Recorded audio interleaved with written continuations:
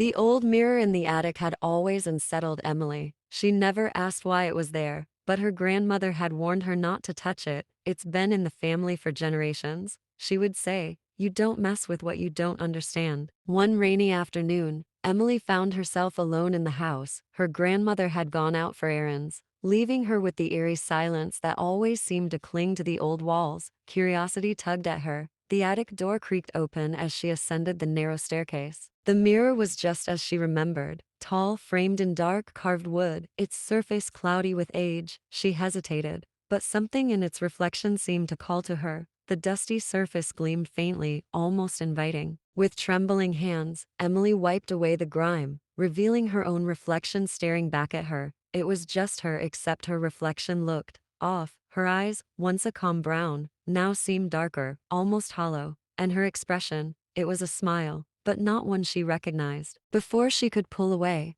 the reflection spoke. You shouldn't have done that, it whispered, voice sharp and cold. Emily staggered back, her heart pounding, but her reflection didn't move. It remained still, smiling that unnatural grin, as if it knew something she didn't. Get out, it hissed, but its lips didn't move. Instead, Emily's own mouth stretched into a cruel imitation of a grin. The reflection was no longer hers. It was something else, something ancient, something trapped inside the glass. With trembling hands, Emily reached for the mirror's edge, but her reflection didn't follow her movements. It stayed behind, staring at her with that awful grin, as if holding her there. Suddenly, the attic door slammed shut behind her. The room grew colder, and the air thickened. She tried to scream, but no sound came from her throat. The reflection in the mirror seemed to twitch, its eyes narrowing. Emily's hand trembled, reaching out for the door, but her reflection moved first. It reached out from the mirror, its fingers cold as ice, wrapping around her wrist. I told you to leave, it growled, pulling her closer to the glass. With one last desperate gasp,